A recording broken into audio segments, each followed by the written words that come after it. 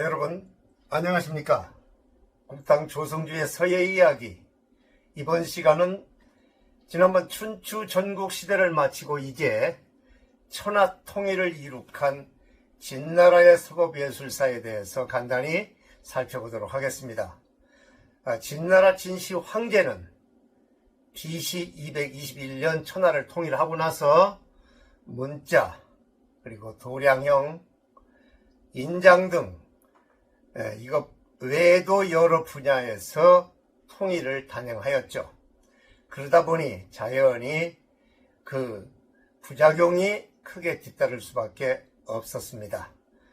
그 대표적인 예가 바로 분서갱유 사건, 이런 종류죠. 서체도 물론 이때 소전으로 바뀌게 됩니다. 보다 자세한 내용은 본문에서 더 살펴보도록 하고요. 바로 시작하겠습니다.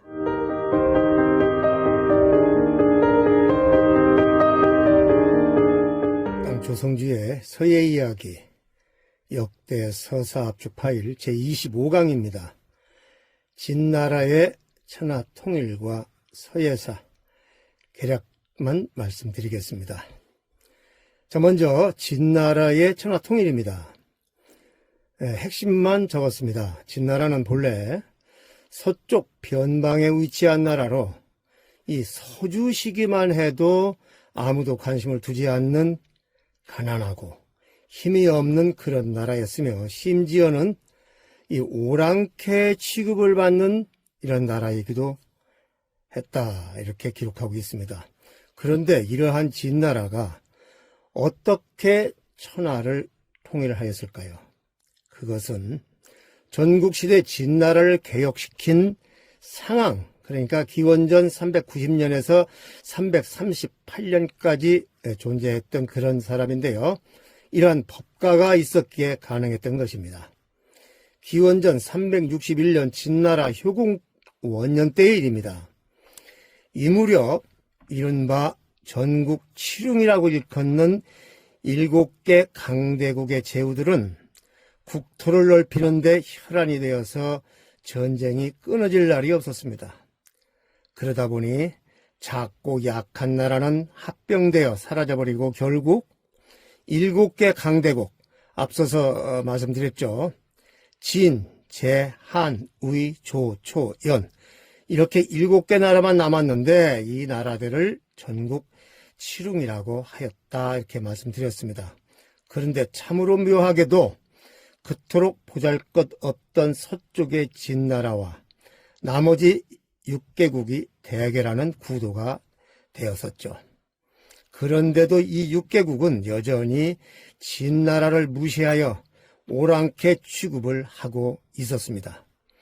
이 진나라 효공은 21세에 즉위한 이러한 젊은 왕이었는데요. 그는 진나라가 그런 취급을 받자 주변국들이 깔보고 약자 취급하는 데에 울분을 터뜨리며 천하에 포구를 내어서 진나라의 부국 강병을 할 인재를 대거 모집을 했습니다.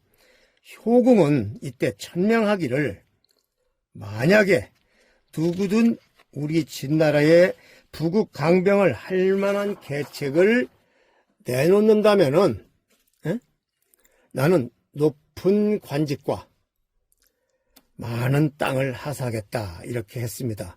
그러자 천하의 인재들이 몰려들었고 그 가운데에는 상황이라는 사람도 함께 있었습니다. 이 상황이라는 사람은 본래 작은 나라 이위나라입니다. 이 나라 출신이었고 그는 이 나라 왕족으로 본명은 공손왕이라고 그럽니다. 그는 나이가 어려서부터 법가의 주류인 형명학을 배웠는데요. 형명학은 곧 나라의 질서를 잡기 위해서는 엄격한 법을 만들어 조금의 빈틈도 없이 그 법대로 시행한다는 그런 것으로, 즉 불법과 범법 행위에 대해 어떻게 형벌을 내어 가하는가 하는 것을 연구하는 이러한 학파입니다. 이 사람은 곧 한비자, 이사 등과 더불어 법가의 이 대표적 인물로 꼽힙니다. 이 공손왕은 작은 위나라에서는 자신의 뜻을 펼치기 어렵다 여겨서 강대국인 이 위나라, 7개 나라 중에 하나죠. 이 위나라로 건너가 공숙자라는 사람의 비서가 되었고, 그 공숙자가 죽자 그는 바로 진나라로 와서 효궁의 신하가 되어 곧 신법을 만들어 그 법의 취지대로 모든 것을 법대로 강하게 처리하였기 때문에 여기에는 설령 왕족이라 하더라도 예외가 없었습니다. 자, 이러한 과정에서 진나라는 점차 부강해져 백성들도 매우 잘 살게 되었고 군대 양성 또한 막강해졌으나 지나친 법주의 때문에 법의주죠. 그러니까 법의주 때문에 왕족을 포함한 주변으로부터 많은 원한과 원망을 사게 되었죠. 그가 상왕으로 불리게 된 것은 후일 그의 공을 인정하여서 진효공이 그에게 넓은 이 상땅을 하사하여 다스리게 하였기 때문에 붙여진 이름입니다. 그러나 효공이 죽자 이 상황의 최후는 매우 불행하였습니다. 그는 왕족들의 원한에 의해 결국 자신이 만들어 놓은 그 법에 의하여 훗날 거열형을 당하게 됩니다. 피할 수가 없었죠. 진나라는 상황에 의해 부국 강병을 이루어 훗날 천하 통일을 이룩하게 되지만 이 아이러니를 무슨 말로 답을 내릴 것인가 한번 생각해 볼 만한 일입니다. 진나라의 실제 통일은 기원전 230년 이때부터 시작이 되었습니다. 기원전 236년 진나라에게 첫 투항한 나라는 7개 나라 중에 한 나라입니다. 다음 나라는 조나라를 멸망시켰고 세 번째 나라로는 위나라, 네 번째 나라는 기원전 223년 초나라를 접수했습니다. 이때 진나라 왕이던 영정의 나이, 영정은 진나라 왕 이름입니다. 36세 때로 이제 남은 나라는 연나라와 제나라 뿐이었습니다. 다섯 번째 멸망한 나라는 바로 연나라입니다. 이때 연나라는 어찌 망했냐면은 비밀리에 진나라 왕을, 그러니까 영정이죠, 암살하려고 하다가 실패함으로써 결국 그 진나라에게 멸망당하고 말았습니다. 기원전 221년 늘 나왔던 이 말이죠. 마지막 하나 남았던 제나라는 끝내 항복을 했습니다. 그럼으로써 진나라는 최빈국, 즉 가장 가난하고 그 오랑캐 취급을 받던 서쪽에서 차례로 동진하여서 천하를 통일하였던 것입니다. 자, 그러면은 우리가 그간에 이런 얘기 많이 들으셨죠. 합종책이니 연행책이니. 자, 이 과정에 합종책, 연행책이라는 양쪽의 순수가 나오는데요. 간추려 설명하면은 대략 이런 것입니다. 합종책, 연행책, 이 말은 전국시대 말기 진나라가 나머지 6국을 통일하기까지의 과정에서 나온 외교적 술수입니다. 이걸 일컫는 말로 이 합종연행은 다시 합종책과 연행책으로 나뉩니다. 먼저 합종책은 진나라가 강대국으로 부상을 하자 나머지 6나라, 즉 6국은 위협을 느끼게 됩니다. 당시 국가안보의 위기의식을 느낀 6국에서는 이런 국제정세에 발맞추어 외교 전술을 강구하는 유색객들이 등장을 하는데요. 그 중에 이 소진이라는 사람이 있는데, 이 사람이 합종책을 내놓아서, 즉 육국끼리 소모전을 하면 결국 진나라에게 대항할 수가 없으므로 우리 6나라가 힘을 합쳐야 한다, 이렇게 주장을 하였고요. 이러한 그의 생각을 바탕으로 소진은 진나라 밑에서 소 꼬리가 되기보다는 차라리 닭의 머리가 되자고 이렇게 말하면서 합종책을 완성하려고 하였습니다. 그는 이를 위해 연나라의 문우를 설득하고 한, 의, 제와 초를 차례로 설득해서 합종책을 완성하였습니다. 소진은 이 합종연합의 그 우두머리가 되어서 육국의 재상을 겸하기도 하였죠. 이러한 합종책에 맞서서 등장한 외교적 전략이 바로 연행책입니다. 합종의 소진과 마찬가지로 같은 귀국 선생의 문화에서 공부를 했던 소진의 친구, 이 장의라는 사람입니다. 이 장의는 진나라의 재상이 되어 육국을 설득해 진나라와 동맹을 맺는 즉 연행책을 내놓습니다. 연행책은 극도로 불안한 국제 정세에서 진나라를 기점으로 국가 안보를 도모하는 이 정책을 세워 각 육국이 개별적으로 진나라와 동맹을 맺도록 이렇게 하는 것이죠. 장의는 합종책에서 초를 먼저 이탈시키고 이어 한, 제, 조, 연 이렇게 네 나라를 설득함으로써 연행책을 성공시켰습니다. 합종책이 진나라를 서쪽에 두고 동쪽의 나머지 육국들이 세로의 형태로 연합한 것이라고 그러면은 연행책은 서쪽의 강대국 진나라와 각 육국들이 가로로 동맹을 맺은 이러한 형태입니다.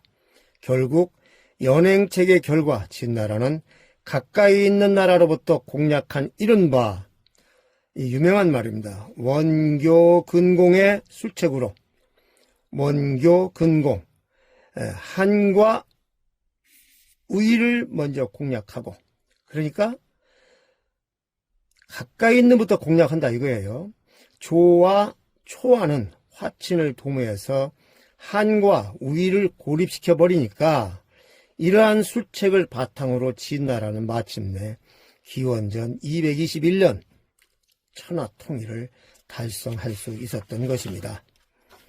자, 그럼 여기까지 진나라가 어떻게 해서 천하 통일을 가져왔나 매우 간단하게 줄거리만 설명을 드렸고요. 두 번째는 이 진나라 때의 서법예술입니다. 기원전 221년 진나라는 전국시대 칠웅으로서 나머지 육국을 통일해서 최초의 중앙 집권국가로 탄생을 하였죠. 육국을 통일한 진나라 왕 영정은 자신을 황제라 부르게 했습니다. 황제라고 이렇게 말을 했죠. 춘추 전국시대에는 언어나 문자가 국가별로 다르고 서체 또한 다르게 사용하였으므로 이에 진시황은 국가의 운영을 원활하게 하기 위해서 우선 각종 제도와 문자, 더 나아가 사상, 철학까지도 통일하기에 이르렀습니다. 이를 동안시대의 허신은 이 설문해자의 서에서 기록하기를 이렇게 기록이 되어 있습니다. 진시황이 처음으로 천하를 통일한 뒤 승상 이사가 문자의 통일을 상소하여 진계 문자와 진나라 계통의 문자와 부합되지 않는 육국의 문자는 모두 사용을 금지시켰다 이렇게 말을 했는데요. 이때 그 이사는 이 창일편을 조고는 간신조고는 원력편을 그 다음에 호무경이라는 사람은 박학편 이런 것들의 그 문자의 통일에 관한 책을 지었는데요. 이것들은 모두 사주의 대전서체를 가지고 개선해서 만든 것으로 이를 우리는 소전이라고 한다. 이렇게 기록하고 있습니다. 진나라 시대에 공식적으로 사용한 서체는 크게 나누어서 전서계통의 서체와 예서입니다. 전서계통의 서체와 예서입니다. 설문해자에 나타난 것으로 보면은 진시황이 통일한 이후부터 진나라에서는 8가지의 서체가 사용되었는데요. 대전, 소전, 각부, 이 각부는 이제 부절이 병부절 그런 걸 얘기합니다. 여기에 쓰여진 서체, 충서 즉 조충서, 모인전, 인장에 새겨지는 서체, 그 다음에 서서, 이 방서, 제서, 봉서 등을 말합니다. 그 다음에 수서, 이거 숫자입니다. 수서, 병장기에 새겨진 서체, 그 다음에 예서 등으로 소전과 예서 그리고 여러 가지 전서 계통의 서체가 사용되었다라고 기록을 하고 있는데요. 이것들은 부분적인 것만 썼다 그런 얘기입니다. 따라서 당시 문자의 통일이 결코 모든 문자나 서체를 다 없애고 오직 소전만 사용해야 한다는 것이 아님을 알 수 있습니다. 예서는 진나라에서 소전으로 전서 계통의 문자를 통일할 당시 생겨났으며 이에 따라 고문이 사라지게 되었다라고 허신은 설문해자서에서 밝히고 있습니다. 진나라가 통일국가로 15년이란 짧은 역사를 지니고 있으나 진나라가 빨리 망했죠. 서예사적으로 보면 매우 중요한 의미를 지닌 이란 왕조입니다. 이는 서체 변천의 측면에서 고찰한다면 진나라의 문자 통일을 소전의 창조와 예서의 보편적 사용으로 이어져 고체자의 변천을 종결시켰으며 예서와 초서 등 금체자를 널리 사용하게 하였기 때문입니다. 소전이 완성되고 난 뒤 더 이상 전서계통의 서체는 탄생되지 않고 금체자가 완전히 자리를 잡게 되었는데요. 이러한 원인은 금체자인 해서가 완성되고 난 후 더 이상 새로운 서체가 탄생하지 못함은 지나치게 규칙적인 까닭으로 다른 형태로의 변천이 전혀 불가능했을 것으로 생각이 됩니다. 아울러 금체자인 예서와 초서가 보편적으로 사용이 된 후에는 쓰기에 복잡하고 불편한 전서는 더 이상의 실용 가치가 없어지게 되어서 상용 문자로서의 수명을 다하고 말았던 것이죠. 따라서 고체자의 어떤 다른 형태적 서체는 탄생하지 않았으며 소전도 비액, 전각 등의 특수한 목적으로만 사용되거나 실용성보다는 서예가의 창작적 문자로 남아있는 것이라고 말씀을 드릴 수 있습니다. 자, 그러면 세 번째로 진대의 서범예술 작품을 간단히 한번 살펴보겠습니다. 진대의 서예 작품으로는 전서로 쓰여진 각석, 조판, 세인 도장입니다. 각부 이런 것들이 있는데요.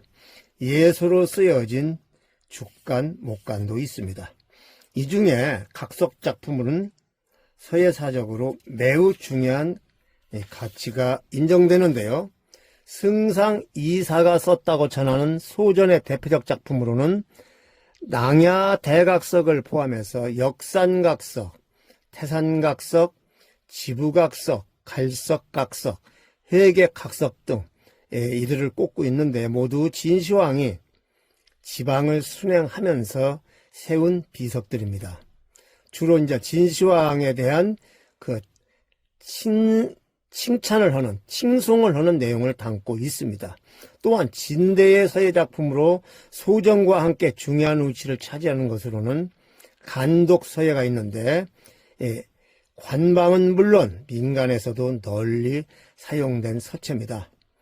진대의 간독 서예는 후대인 동안의 각성예서와 달리 전서의 맛이 얼마간 남아있는 형태며 이를 보통 진예라고 부릅니다. 진간이라고도 그러죠. 진예의 대표적 작품으로는 그 유명한 수호지 진간입니다. 그래서 실기는 이 수호지 진간을 해보도록 하겠습니다. 이것은 전국시대 후기부터 통일 진나라까지 많은 기간 동안의 작품으로 예서의 변천 과정을 연구하기에 매우 귀중한 이러한 자료입니다. 자, 그러면은 작품에 관해서는 간단히 이렇게 설명을 드립니다. 다음은 진대 소전의 심미적 특징을 간단히 설명해 드리겠습니다. 자, 네 번째, 진대 소전의 심리적 특징입니다. 소전은 여러분 잘 아시다시피 필액의 중봉과 장봉 그리고 필세를 곡직선으로 적절하게 운용하는 특징을 지닙니다. 아울러 좌우가 완전 대칭을 이루며 필액을 균일 안배하여 자간, 행간을 분명하게 구분지어 포치하는 장법 또한 심미적 특징 중 하나입니다. 또한 자형은 물음직이 장방형을 유지하며 글자의 상부는 비교적 조밀하고 하부는 느슨해서 상밀하소 이런 형태로 위는 무겁고 하부는 가벼운 특징을 지닙니다. 우리 태산각석이라든가 낭야 대각석 이런 걸 보시면은 이해가 되시죠? 아울러 진대의 소전은 필액의 장단에 관계없이 기필에서 수필까지의 굵기 변화가 거의 없으며 운필은 일정한 속도와 힘으로 이루어져 있습니다. 가로액, 세로액은 수평과 수직의 직선을 고르게 유지하고 있으며 완전 중봉으로 운필하는 것이 진대 각석 소전의 기본이면서 특징이라고 할 수 있죠. 진대의 문자 통일은 소전으로 전서 계통의 자형만 통일한 것이 아니라 결과적으로 필액, 결구 장법까지도 통일하였다고 볼 수 있습니다. 소전의 필액과 대칭성, 결구 그리고 자간, 행간을 분명하게 구분한 장법은 이후 한예와 당해 여기에까지 지대한 영향을 끼쳤으며 정체 서체의 모범으로 그 위치를 차지하고 있다 하겠습니다. 자, 그러면은 진대의 서법예술 또 진대 소전의 심리적 특징 여기까지 간략하게 설명을 마치고 이 시간을 마무리 짓는데요. 참고자료는 중국 서법예술사, 중국 고대 서법사, 중국 서예 전집 외에 이러한 저러한 자료를 가지고 여러분께 집약을 해서 전달해 드렸습니다.